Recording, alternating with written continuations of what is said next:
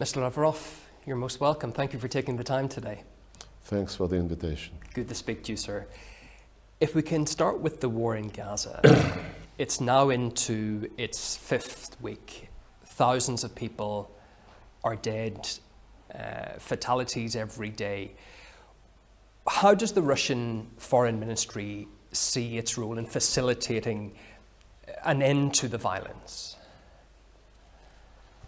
There are several aspects to this problem, to this crisis. The immediate task is to stop hostilities, to stop any military activity, and to take measures to resolve humanitarian problems, which are all over the place. This is absolutely necessary first step. We called immediately when the Israeli reaction to the 7th of October massacre became known, we strongly condemned what Hamas did, and at the same time called for measured response in full accordance with international humanitarian law, respecting the international requirements for treatment of hospitals, women, children, other civilians. And as a first step, we suggested to the Security Council the draft resolution calling for immediate ceasefire, cessation of hostilities, for humanitarian purposes. It was not supported, first of all, by the United States. Then the developing countries, members of the Security Council, proposed a softer version of a resolution calling not for a ceasefire but for humanitarian truce, which was also killed by the United States. They only were ready to say a humanitarian pause without any commitment to continue these efforts. A humanitarian pause was not something which the Arab and other Muslim countries and greater membership of the United Nations were ready to adopt. So they went to the General Assembly, and the General Assembly adopted a resolution calling for humanitarian truce, but it is not being implemented. And the current activities in the Security Council indicate that there is still an interest in having something from the Security Council, especially after the General Assembly has spoken, but the Americans are not going, at least as things stand now, they're not going to accept, to let go anything except a humanitarian pause with no commitment to do something else after one-time action. This is the immediate task. I still believe that this is doable. We leave to the authority of the United Nations relief and work agencies in Gaza, the efforts to defend their mandates, which are also under huge threat. But when this immediate fight is over, with all the understanding that terrorism cannot be accepted in any form, and that response to terrorism must be fully in line with international humanitarian law. At the end of the day, as Guterres, Secretary General of the United Nations, said soon after this started, the attack of Hamas took place not in a vacuum. So the second aspect of this problem, which is much more important, the cessation of hostilities and stopping of violence, is of huge importance to the civilians. But in historical terms, in sustainable settlement terms, the creation of Palestinian state is unavoidable. and the discussions which are taking place around the future of Gaza, most of them avoid concentration on the implementation of resolutions of the Security Council to create a Palestinian state next to Israel, living in peace and security, coexisting with Israel in peace and security. Borders were indicated as being 1967 borders, capital is Jerusalem. All this has never been cancelled by the United Nations. Can I touch upon something you said there? The resolutions that were put forward by Russia twice as well, rejected, vetoed by the US. Do you think that was because Washington didn't agree what was in those resolutions, or was it more to do with just rejecting anything that has Russia on it? No, I think Washington, well, maybe both. Of course, these days Washington is highly ideologized, and anything coming from Russia is taken as a hostile act, hostile initiative. But on substance and practical terms, Washington does not want to tie Israel's hands. It works with Israelis, I know this, and tries to persuade them to be a little flexible regarding the supply of humanitarian goods, medicines, other stuff necessary for hospitals functioning, and also be flexible for letting the foreigners out of Gaza. But the key reason I believe that Washington doesn't want this to stop the way which Israel doesn't like. The possibility of the conflict widening, going beyond those regional borders, it appears to be a growing concern. Some are anticipating the United States to confront Iran, with expectations that Moscow will then lend support to Tehran. Your thoughts on such a scenario?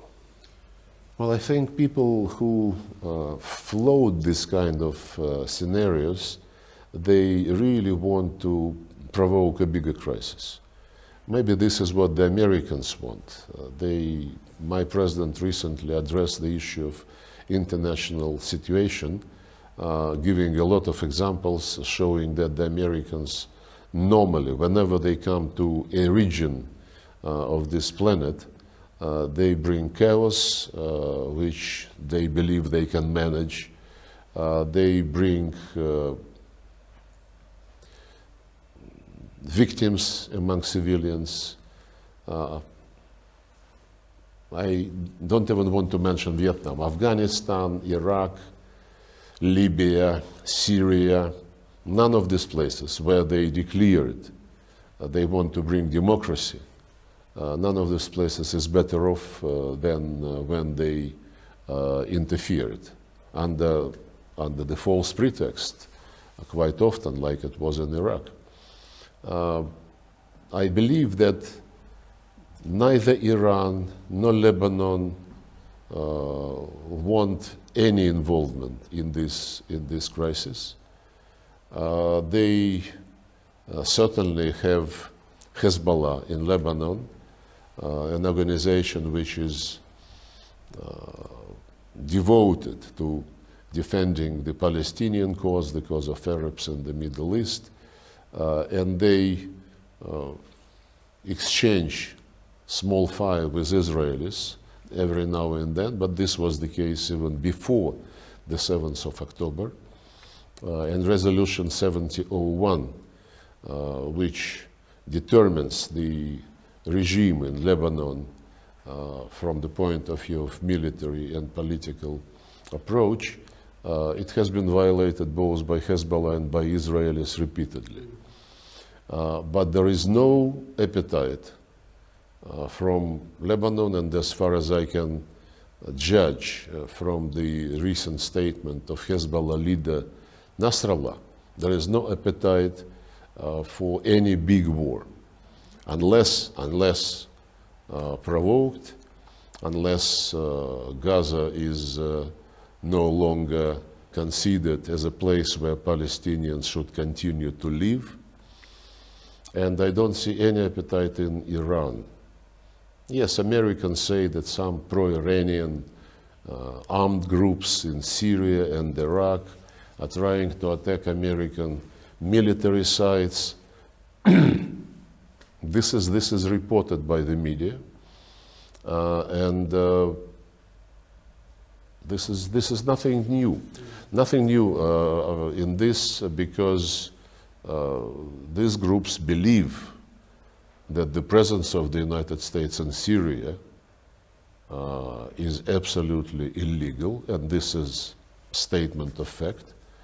The presence of the United States in Iraq also causes quite a number of questions, because quite some time ago the Iraqi government and the Iraqi parliament decided that they discontinue their agreement to the acquiescence with the US troops present on their soil.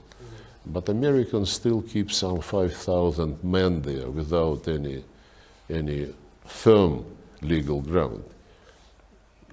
Again, maybe the groups, the fighters in Syria, in Iraq, some members of Hezbollah, maybe being agitated by the fact that the Palestinians are treated the way they are, maybe they would be continuing to bite Americans and Israelis here and there, but I don't see any readiness, any appetite, either in Iran or in any other Arab country, for a big war in the region.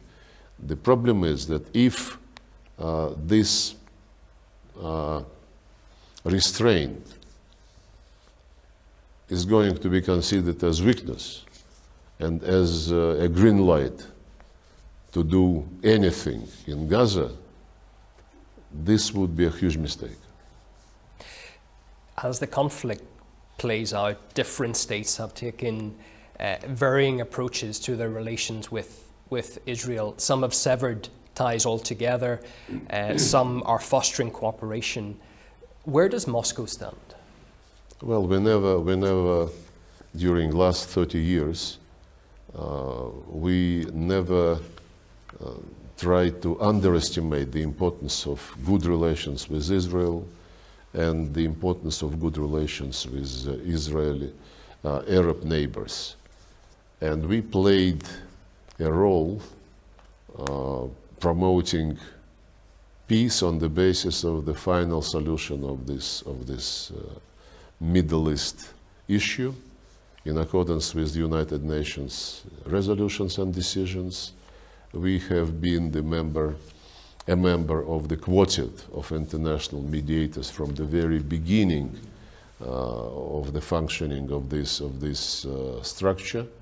The only structure recognized officially by the Security Council as having the mandate to mediate, which provided the specific steps to create Palestinian state viable and secure in, I think, 15 months or so. Never implemented. A resolution by consensus, never implemented. Then in 2007, I think, we launched another initiative trying to update the roadmap and to give it some push, to the direct negotiations. We suggested to convene a conference on Israeli-Palestinian normalization and on the creation of the Palestinian state in Moscow. And this proposal was again unanimously endorsed by the Security Council resolution, never implemented. You know, we always understood, and the President Putin, whenever he visits Israel, whenever he receives Israeli leaders in Moscow, he always emphasizes that when he first came to that place, not being president, in his previous life, when he worked in St. Petersburg and they had some business contacts with Israeli colleagues, He said, when I saw Israel and its geography, I immediately understood why ironclad security was so important for Israelis. And this was his conviction from the very beginning. And he never, ever give any reason to believe that we underestimate the importance of security for the state of Israel. Not to mention that the Soviet Union was instrumental in creating the state, but also in defending the state with arms and weapons and with some volunteers. When immediately after Israel was announced as a new state, it was under threat. So we always paid attention to this, but at the same time, we were taking the stance and explaining the stance to the Israeli government that you cannot buy security, which we are convinced you need, by delaying and delaying the creation of Palestinian state and by creepingly reducing the territory which was designed for the Palestinian state by the United Nations. At some point, I thought we were very close, because in 2016, when the Obama administration was spending its last year, in summer 2016, I don't think I reveal a secret, Prime Minister Netanyahu called President Putin and said that he would like to start direct negotiations with President Abbas, provided there are no preconditions. And at that time, the Palestinians were very much upset with the settlement activities of Israel, which was expanding, and some Palestinian homes on the Palestinian territory were destroyed and families thrown out. So the Palestinian administration at that time demanded as a precondition that this must stop. And when Netanyahu asked Putin to convey to Abbas that he would be ready for direct negotiations, but without any preconditions, President Putin called President Abbas and delivered this message. And President Abbas said, since this is coming from you, my good friend, as a matter of exception and respect, I accept this offer. Let's find a day, and this was July, August, let's find a date in September 2016. We immediately informed the office of the Prime Minister Netanyahu, and nothing happened. My point is that there were so many opportunities missed. There were so many attempts when a deal seemed to be close, so many attempts to replay the game. It became, kind of tradition, and on both sides. There were also some twists in the Palestinian position. It's unfortunate, but we keep our relations with both parties. Soon after the terrorist attack of the 7th of October, President talked to Prime Minister Netanyahu, to President Abbas, to leaders of other Arab countries, and just yesterday he talked to President As-Sisi of Egypt, and we continue our contacts at the level of ministers. I spoke with Foreign Minister of Qatar, Foreign Minister of the Emirates, Saudi Arabia, and we'll continue to push for the immediate goal, cessation of hostilities for humanitarian purposes. After that, we all must take deep breath and think how we restore Gaza, how we make sure that no one is expelled from Gaza, that there is no, movement into Egypt and into Jordan, of all those who used to live in Gaza, because this is what worries our Egyptian and Jordanian friends. And this would, of course, ruin all the resolutions of the Security Council that Gaza is Palestine, together with the West Bank. Can I move on to some other topics, please?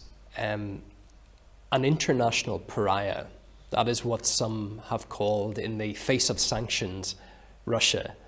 Now, last month you had the Belt and Road Forum in China. President Putin was there, and it's clear that there were a lot of countries willing to do business, wanting to speak to Russia. That's what's come out of that. How is the world's biggest country isolated, as the West is saying, if that's the case? Is it ignorance, or is it just a lack of knowledge about the geopolitical reality in the rest of the world? No, I think this is the goal which they loudly announced. Strategic defeat to Russia on the battlefield, isolate Russia, make it pariah or a rogue. What is worse, pariah or a rogue state? I'm not sure which. Anyway, they were calling us, all names. They were announcing, declaring all kind of goals to eliminate us as an influential player in the world arena.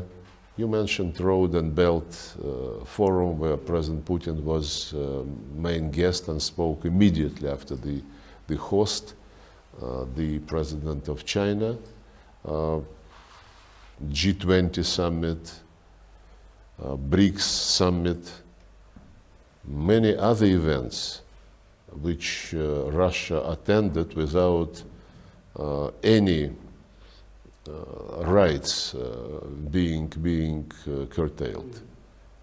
On the contrary, at the summit of G20 in New Delhi, a declaration was adopted by consensus, which does not condemn Russia, which does not mention even Russia when it speaks about Ukraine and other conflicts in the world, which the West didn't want to notice, didn't want to mention.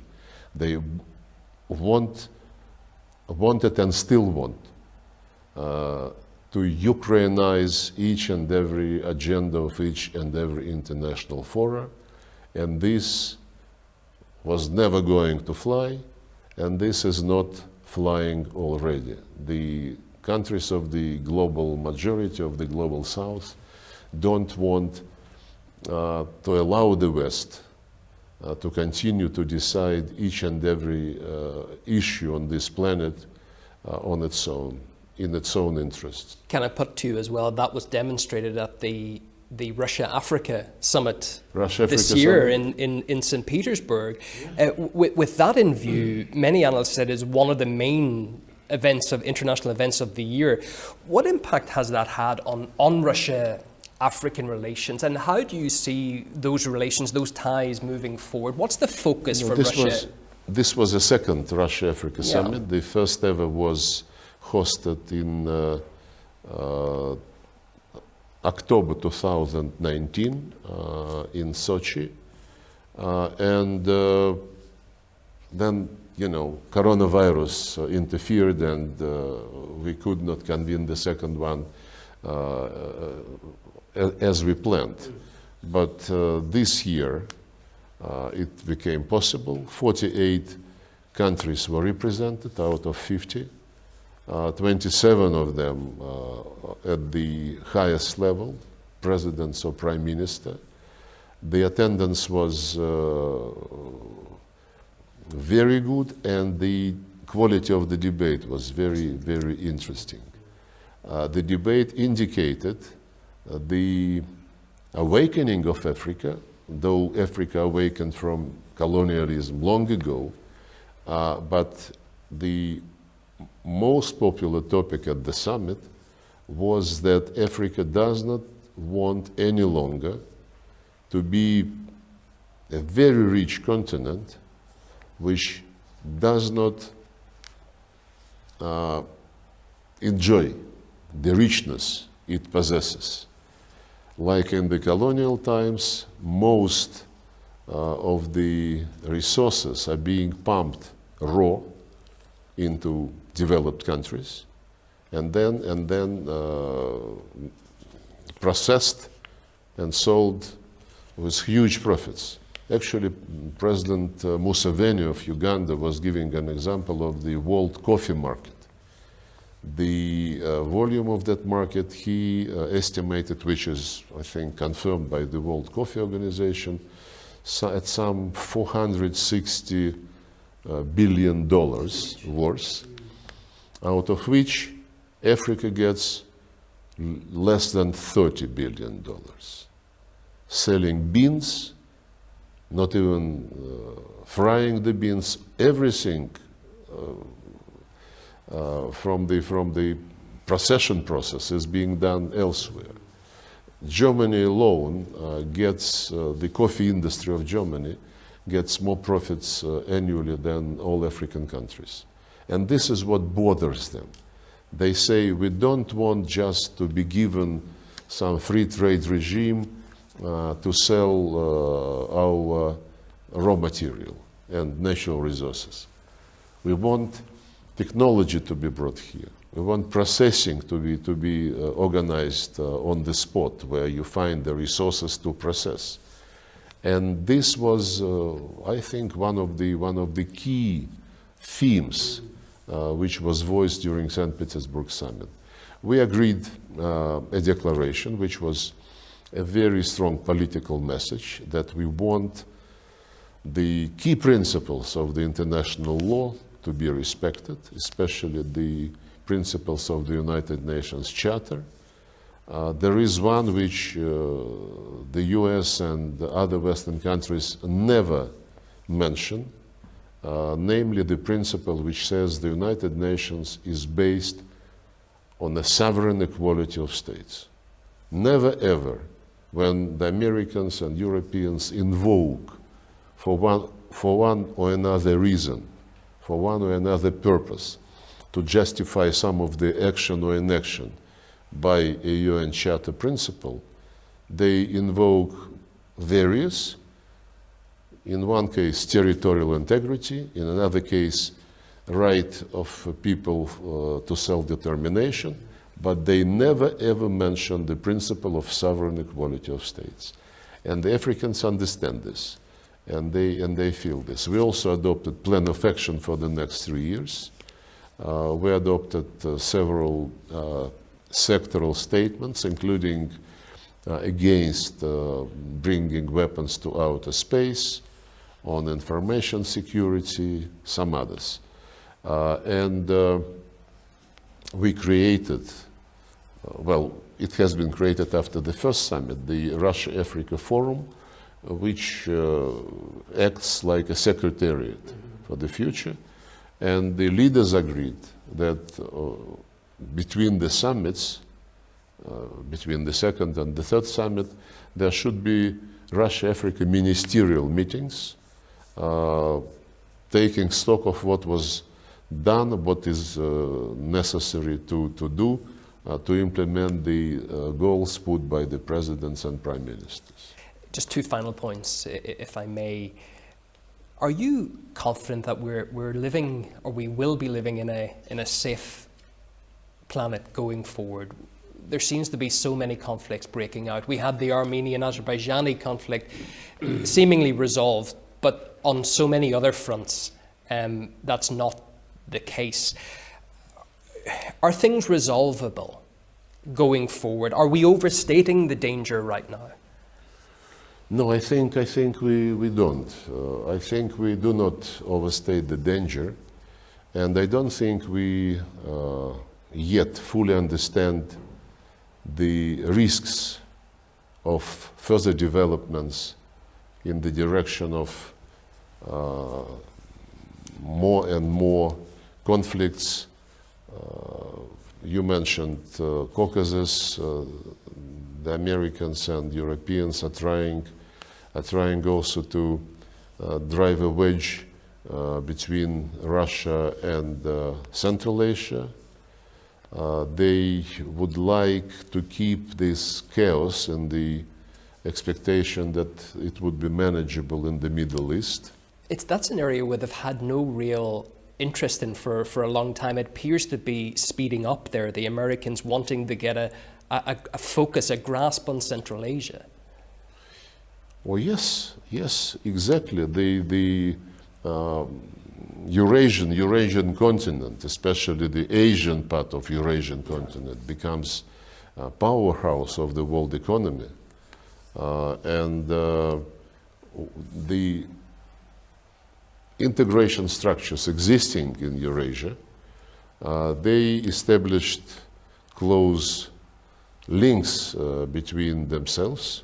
Eurasian Economic Union with Shanghai Organization, Eurasian Economic Union and Shanghai Cooperation Organization with ASEAN.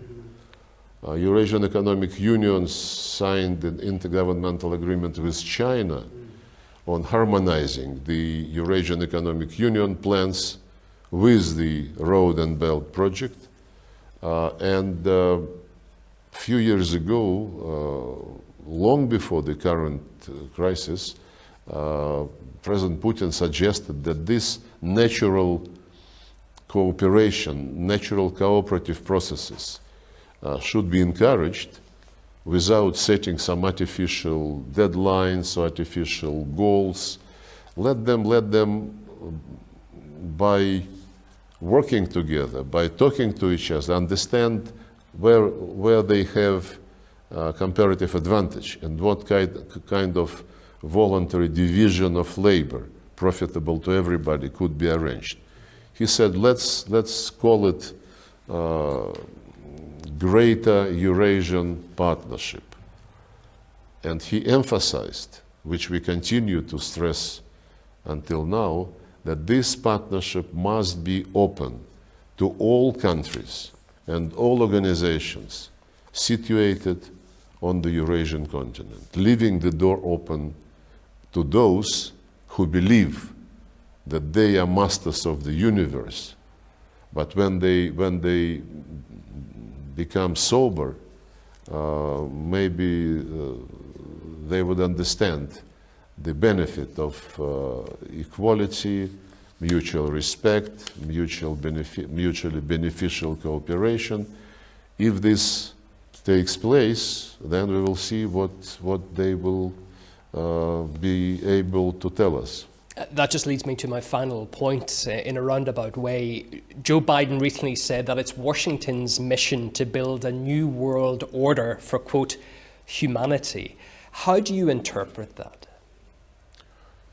Superiority complex and lack of analysis of the situation. The West was calling the shots in the world for more than 500 years, more than 5 centuries. And this era is over. It will take time. For this era to be replaced by multipolarity, which already started to take shape, because new centers of economic growth, of financial might, of political influence, military might, new centers appeared. China, India, Iran, Gulf countries, Latin American integration groupings, including CELAC, and they all want to have a better role. President Lula of Brazil suggested that CELAC should really think of getting rid of total dependence on the dollar and think about their own currency. He suggested the same in BRICS. Not the BRICS currency, but to think about alternative payment platforms. Because the way the Americans are abusing the role of the dollar with these unilateral sanctions, just canceling overnight all the principles on which they were basing their model of globalization and inviting everybody to join. assumption of innocence, safety of the property, inviolability of private property and of property in general, free trade. See what they have been doing to WTO. As soon as China started having an upper hand in world trade and world investments, and China was winning over the United States on the American-made turf. Immediately, WTO dispute resolution organ was immobilized, and it is still immobilized. So the Americans invent the rules which they insist everybody must follow, as long as these rules serve the American interests. As soon as others become a bit more efficient than the USA itself, the rules are being changed. So I think President Biden had this in mind, because the era, post-Cold War era, which seemed to be end of history, but did not prove that this is going to be the case. This era is coming to an end because of these new world centers of economic, military, political power and influence. And the process of shaping the new world order, it will take time. It might be a historic era, a whole historic era. The main thing, people say, well, the United Nations must be forgotten, it does not deliver. The reform of the United Nations is a must. If only because multipolarity brought to the key positions many new players who are not now represented in the Security Council as permanent members. And there are candidates whom we support as a very, very strong candidates like India and Brazil, for example, and Africa also. At the same time as Indian and Brazilian candidates are considered, African interests must be considered in a package. The problem of the Security Council is over-representation of the West. 6 out of 15 are countries of the West, mostly NATO and other allies of the United States. So there could be no talk about adding new seats, new permanent seats for the Western countries, but the African, Asian, and Latin American countries must be in. But my last point is that what Joe Biden meant when he said that they would be working on a new order for the entire humanity was again the admission that their expectations that now everybody goes Fukuyama way and the liberal world order is dominating and everybody is saying, yes, sir, these dreams did not come true. So now they need to develop something new, but aiming at the same goal. Something new which they would call the shots for. Our position is that as for the legal basis, we don't need anything except the United Nations Charter. Sovereign equality of states, non-interference in domestic matters, respect for sovereignty and territorial integrity, but at the same time respect for right to self-determination. And by the way, the contradiction between the territorial integrity and self-determination was discussed in the General Assembly for many, many years. And in 1970, a declaration was adopted on the principles of the Charter as the basis for the relations between the states. And since then, nobody questioned that declaration. And on this particular seeming contradiction, the declaration stated, everybody must respect territorial integrity of states whose governments respect principle of self-determination of people, and by this represent the entire population living on a given territory. In other words, I don't think anybody could argue that after the coup in 2014, the neo-Nazist who came to power and whose first pronouncement was the elimination of the status of the Russian language in Ukraine. I don't think these people represented Crimeans and the east of Ukraine, where Russian language was the language of day-to-day life, of education, art, media, and so on and so forth. So all the principles are there. The main thing is that we have to make sure that they are applied in real life. And with multipolar system, which is objectively shaping, with more players, the system would be more sustainable. And with more players, it would be, I think, easier to deliver the principles of the UN Charter into real life. Easier and more efficiently than just relying on the people who usurped the right to interpret the Charter and to impose their own rules on others.